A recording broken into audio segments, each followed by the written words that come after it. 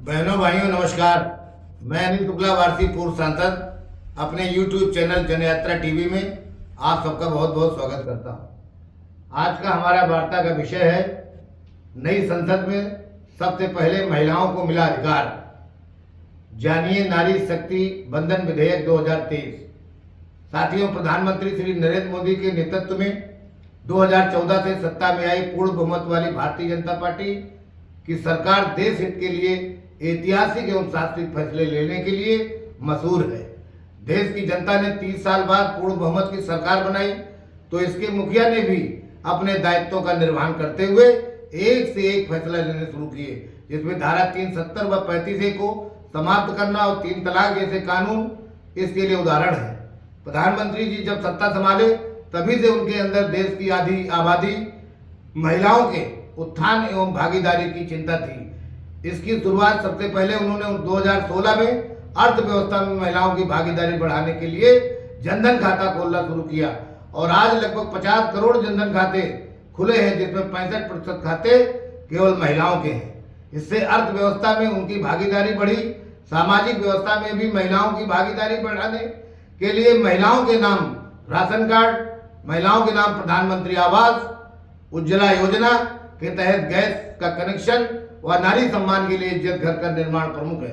प्रधानमंत्री मोदी जी को महिला उत्थान की चिंता बहुत ज्यादा है, शायद ही पहले किसी राजनेता व सरकार ने किया हो। महिलाओं के अधिकार एवं सम्मान की रक्षा के लिए प्रधानमंत्री ने एक और ऐतिहासिक निर्णय लिया, विधायी संस्थाओं में महिलाओं के आरक्षण की। साथियों, आजादी के 75 साल बाद भी महिलाओं का प्रतिनिधित्व विधायी संस्थाओं में नहीं बढ़ पा रहा था। पिछले 75 सालों में संसद में कुल 7,500 सदस्यों का प्रतिनिधित्व हुआ, जिनमें महिलाओं की संख्या करीब 600 रही, यानी 8% से भी कम। मौजूदा समय में भी लोकसभा में महिलाओं का प्रतिनिधित्व 15% है और राज्यसभा में 13% है, जबकि वैश्विक स्तर पर महिला सांसदों का औसत 26% है। यह बात हमारे प्रधानमंत्री जी को सोच में तब से थी जब वे गुजरात के मुख्यमंत्री थे।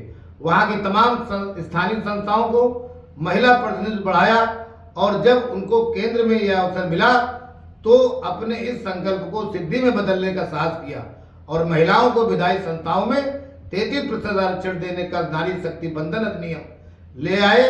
मित्रों, हमारे देश की सामाजिक व्यवस्था शुरू से ही पुरुष सत्ता प्रधान रही है। इस देश में हर क्षेत्र में पुरुषों का वर्चस्व रहा है। महिलाओं को विधायी संस्थाओं में आरक्षण देकर उन्हें ऊपर ले आने के लिए पहला प्रयास 27 साल पहले 1996 में तत्कालीन प्रधानमंत्री माननीय श्री अटल जी ने शुरू किया था, परंतु कतिपय कारणों से वह फलीभूत नहीं हो पाया। फिर संपर्क की सरकार ने 2010 में यह प्रयास किया और संपर्क की सर्वे सर्वा होते हुए भी श्रीमती सोनिया गांधी ने यह विधेयक नहीं पास करा पाई। साथियों, यह कहावत है कि कोई प्रयास असफल होता है तो इसका तात्पर्य है कि सफलता के लिए सच्ची ढंग से प्रयास नहीं किया गया। 2010 में संपर्क सरकार द्वारा किया गया प्रयास वास्तविकता से भरा कम, राजनीतिक दिखावा ज्यादा था। अब जब देश की जनता माननीय मोदी जी को 2 बार से पूर्ण बहुमत दे रही है, पिछले लोकसभा चुनाव में पुरुषों की तुलना में महिलाओं ने ज्यादा मतदान किया, भाजपा को महिलाओं के ज्यादा मत मिले और 2019 के चुनाव में 2014 की तुलना में अधिक सीटें भी मिली, तो प्रधानमंत्री जी ने महिलाओं को रिटर्न गिफ्ट देने का फैसला किया।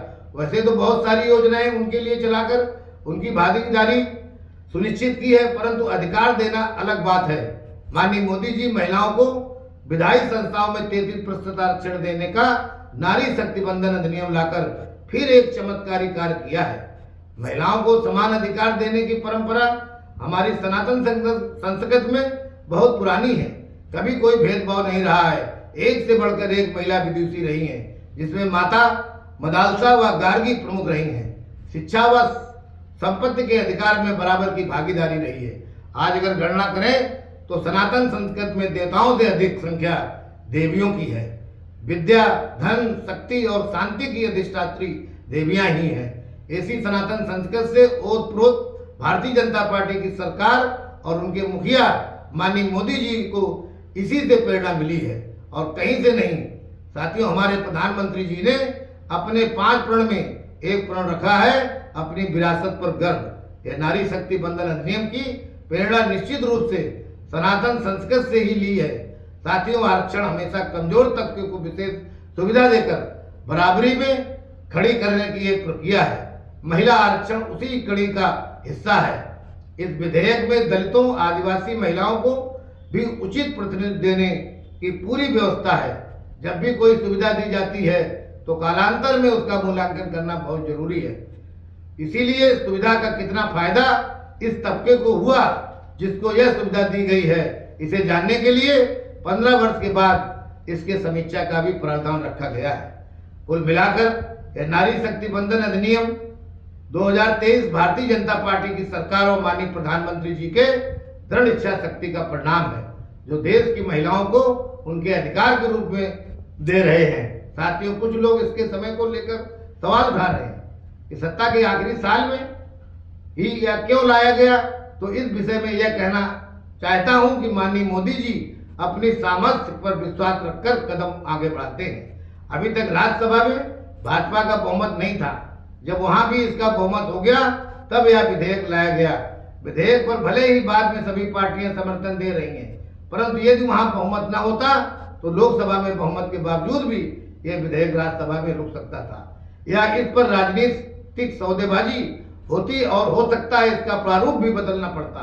नहीं तो इस विधेयक का वही अर्थ होता जो 2010 में संपर्क के समय में हुआ था। इसलिए बहुत सोच समझकर इसके समय का चयन किया गया है। दूसरा कारण यह है कि 75 साल बाद देश की नई संसद बनकर तैयार है। इसमें कामकाज शुरू होना था। हमारी सनातन परंपरा है कि नए कार्य, शुभ कार्य में महिलाओं, बेटियों को आगे रख कर काम किया जाता है। नई संसद में पहले विधेयक का श्री गणेश महिला आरक्षण विधेयक से कराकर हमारी सनातन परंपरा को सुदृढ़ किया गया है। साथियों, मैं यह कहना चाहूंगा कि माननीय मोदी जी की सोच एवं कार्यशैली बहुत ही अनोखी एवं अद्भुत है। आज पूरी दुनिया उनके राष्ट्र निर्माण एवं राष्ट्र हित की नीतियों को प्रशंसक बनी हुई है। पूर्व प्रधानमंत्री मनमोहन सिंह जी ने भी इनकी राष्ट्रीय नीतियों की प्रशंसा की है। निश्चित रूप से देश की आधी आबादी के उत्थान के लिए उठाया गया यह कदम प्रशंसनीय है। महिलाओं को लोकसभा व विधानसभाओं में 33% का आरक्षण जनगणना व प्रतिमन के बाद प्रभावी होगा। यानी इसका फायदा वर्ष 2024 के लोकसभा चुनाव के बाद मिलेगा। परंतु साथियों, मैं इतना कहना चाहूंगा कि माननीय मोदी जी केवल कहते नहीं है, वे करके दिखा देते हैं कि हमारी सरकार सबका साथ, सबका विकास, सबका विश्वास और सबका प्रयास के सिद्धांत पर काम कर रही है और इसे साबित भी कर रही है। आप सबका बहुत बहुत धन्यवाद देता हूं। अगर आपको ये मेरा चैनल पसंद आया हो तो इसे लाइक और सब्सक्राइब जरूर करें। अनिल शुक्ला वारसी, बहुत बहुत धन्यवाद। Thank you very much.